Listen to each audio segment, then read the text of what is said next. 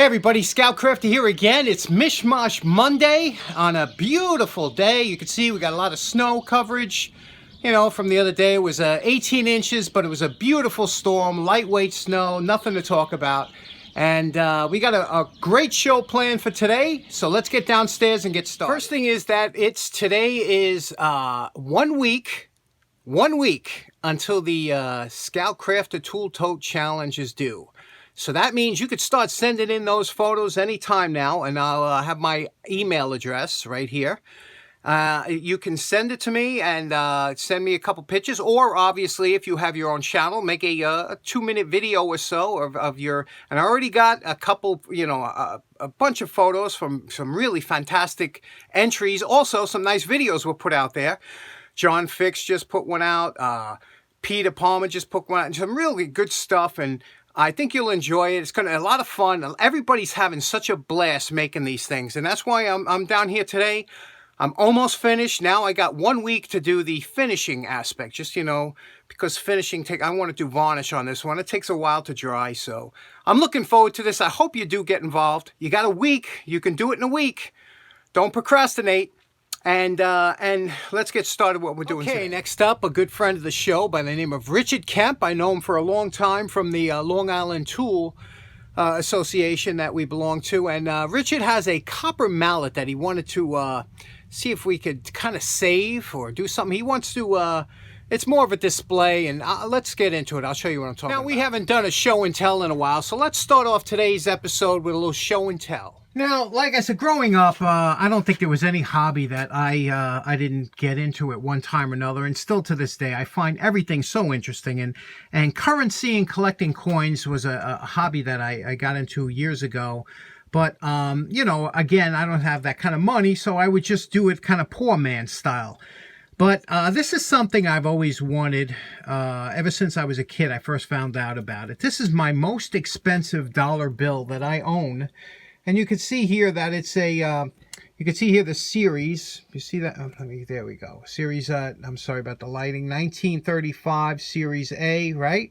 And it's a silver certificate. You can see there's silver certificate.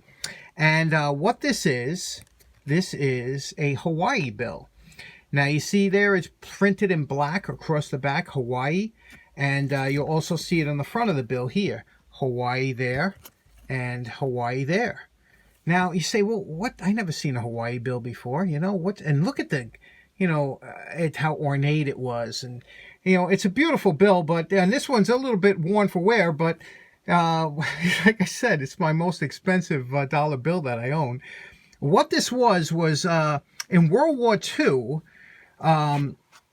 the Japanese were making great advances in the Pacific, and there was a good chance we could have lost the island of Hawaii.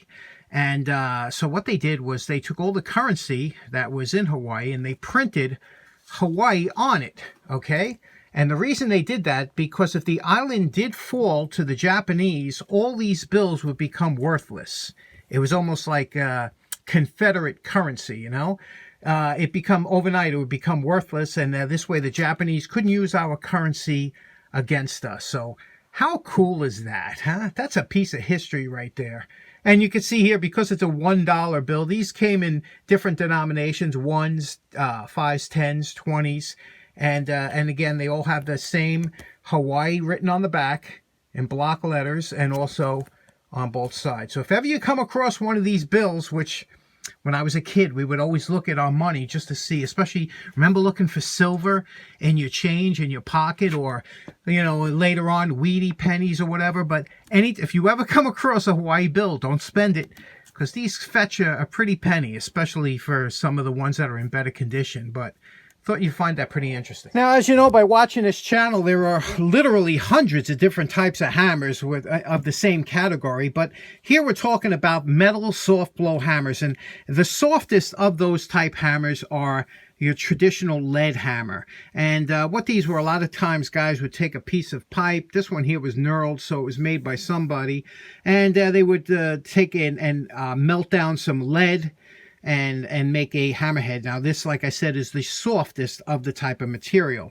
The next type of material up would be a copper mallet. And here's a nice little Thor These are beautiful little hammers, and one side is rawhide, this side has a copper, and this one would be a little bit harder than the lead. And then the final hardness before you get to steel would be the brass hammer. And brass is a alloy consisting of a tin and copper. Now, Richie sent over this hammer here, and this hammer here, as you can see, it's a little bit worn for wear, but now Richie does restoration. He can do restorations, but he thought hanging this handle would be interesting for the show. And what it was this handle was kind of shot. He sent along another handle, which is a newer handle. This one's a nice one.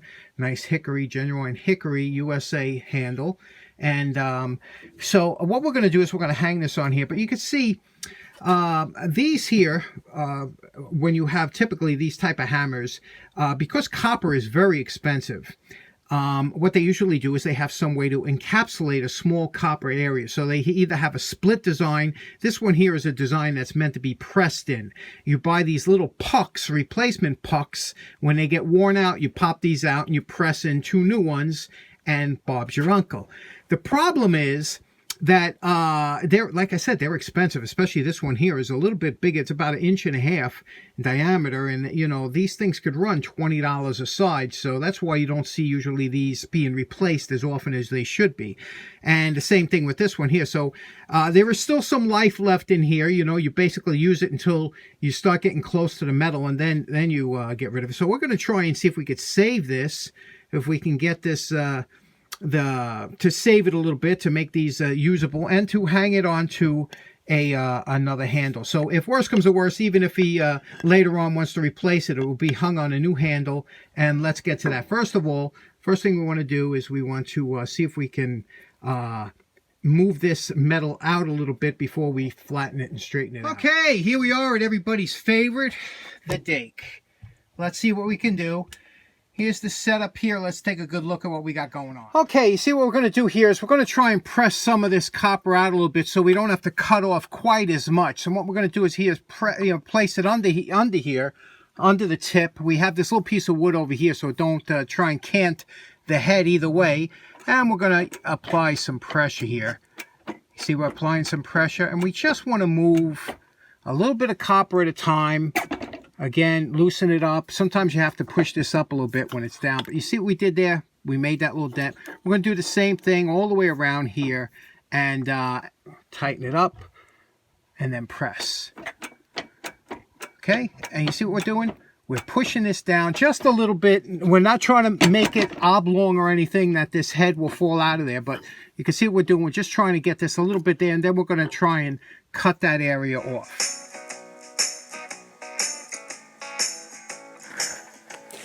Now what we're going to use is a grinding disc and try and grind off some of this edges over here, this overhanging mushroomed edges.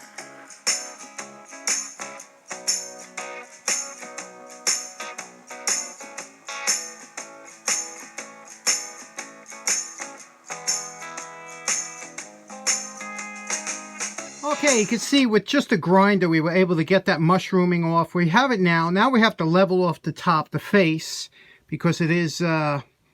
let's see, this is the way it would be handled up, so it is curving up. We want to level these out, and we don't want to, again, take too much.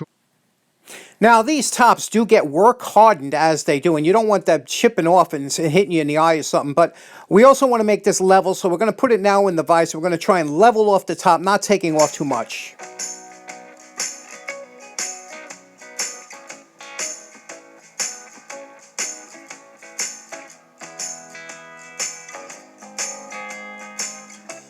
Okay, we're pretty happy with the way the head came out so far, and now what we're going to do is we're going to try and seat that handle. And to do it, I already took a little bit off here, but you got to see now, you got to keep fitting this, because we want this shoulder, we want this to come all the way down to the shoulder. So you want it parallel, and then you want this shoulder to butt out. And what you have to do is you have to take off a little at a time. And how you do that, as you're sanding it down, you place the handle on top like this, and you look where you have to take off. Now you see as we put it on here, we have to take off, you know, the sides look okay, but that'll be expanded by the wedge. But we have to take off a little bit more on the edges here, left and right. So we just keep doing it until we get it to fit down to the bottom. Now, fitting a handle to a hammer it takes a long time, for me anyway. I mean, you know, give yourself at least an hour or two, because this isn't something you could just knock out. Now, when you have the head here and we get it to the point where it gets on to the point where it's almost halfway through, and you have this parallel, it's got to be parallel to the swell, because you want this to slip down. Now what we're going to do is we're going to drill a hole at the bottom of that split, because we do that, I do that on all my hammers, to drill a hole right there at the bottom so that when you put the wedge in, it won't split any further. I always do that. I don't know why they don't do that. There we go. That small hole at the bottom of that split will stop any additional splitting from happening down the handle. Now, to bang the handle onto the head, what I like to use, I use a 1-pound soft blow hammer and just whack it. Watch your hands, because if you slip off, you're going to bang your hand. Ask me how I know. All right, look at that. Now, this is what you want to look for. See the bottom there? You want any gaps. See how nice and tight that is? You know, don't worry, it's going to wedge up. And then make sure that you're happy with the way it handles level. It's got to be level. This is where you got to make your adjustments. Don't worry about a little bit of a gap up here. You're always going to have one. When the wedge goes in, it'll fill it. Now we're going to put a wood wedge in, because we want to expand it this way first. So the first thing we're going to just pick out a wedge. I like this. We could pick, we got hedge, we got black locust, we got walnut. I think we're going to use this nice sycamore. And first we're going to cut it to the proper width and then to the proper length. Now, when cutting your wedge, you want the wedge to be overall thickness as thick as the hole, not just the handle. Here we just tapered it down a little bit because we have to start it, but it will thicken up and then it'll be as wide as the hole in the top of the hammer. Once you have your wedge started like this, the best way to hammer a wedge in is to place the wedge on a surface, a hard surface, and hammer the back of the handle down like this. This way, it won't make the head pop off. So hammer it in that way. But that's if you don't have a dake. Yes, it's a double dake Monday. Let's check out the setup here. What we're going to do is we're going to take the hammer, place on a steel plate, place the wedge right under the piston. First, we're going to dab a little bit of glue on the wedge and then drive it home.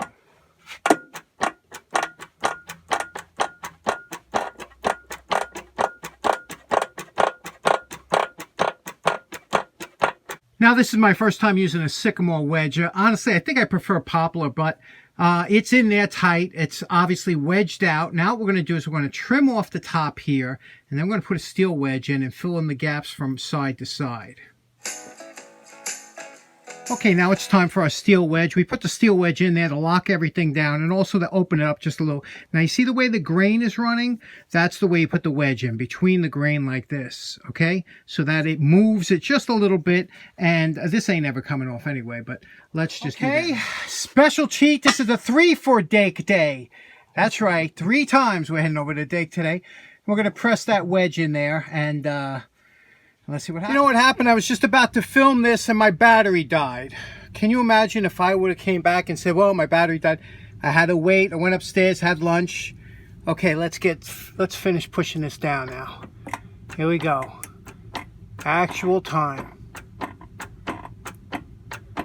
Boy, isn't that satisfying? So much better than slamming it in with a hammer. Okay.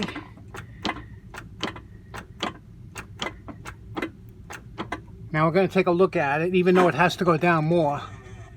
Let's take a look at what's going on. You see how? Now that'll split the grain, which is supposed to. There we go. See that? That'll split it like that, but it's widening. That's what it's doing. Let's finish it up.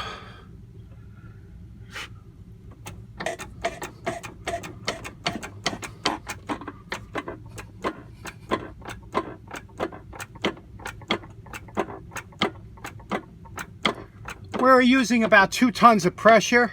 All right, let's see, it says we're flush. Here we go. 2 tons of pressure to get that in there.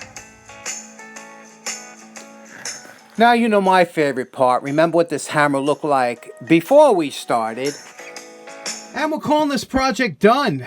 Now, as you can see here, everything came out really nice on the hammer as far as the face goes. Look at this here. Look what we were able to do. Remember what that face looked like before? Look at that now, huh? That's pretty darn nice, isn't it? And again, we took out the mushrooming. There's still some life left in this. Now, remember, the copper hammer, of all the hammers you have in the shop, the copper-faced hammer is the least used because the copper is sacrificial, meaning that it's meant to deform on the metals. But so is lead, and lead is 1/3 the cost. So a lot of guys will go with the lead hammer before the copper. You can see here what we did here. We epoxied the top here, and for the simple reason that this is a hammer that it will sit in a drawer because, again, it's the least used hammer in the shop. It'll sit in a drawer for months at a time. You don't want a hammer that you have to linseed oil all the time or something, and it's not something you're going to use more than 3 minutes at a time. So you won't have any problem with blistering or anything that people complain about with not having linseed oil. Now, as much as I like this, if this was my hammer, I would contour the handle to make it look more like, see how nice they did this Thor with the, the little, that's kind of a sexy contour there, right? So I would do the same thing if it was, but again, Rich is, he has all the tools that he could do whatever he wants with. I don't know what he wants. He was even mentioning maybe painting it green, but I got to tell you, I actually like the color combination of the silver and the copper, but, Anyway, this one's in the can, copper mallet, saved, and it's pretty amazing that those mushrooms were able to come out and remember what that looked like before. So I'm pretty amazed that we were able to get that. So in closing, don't forget to get started on that tool tote. Remember, you got a week to do it. Any entries to my house has to be here by Sunday at 6 p.m. After that, I already have it in the downloaded, so we always get late entries and stuff, but try and get in by Sunday, 6 p.m. Monday's the deadline. Thanks so much for tuning in. Hope you have a great day. Take care now. Bye-bye.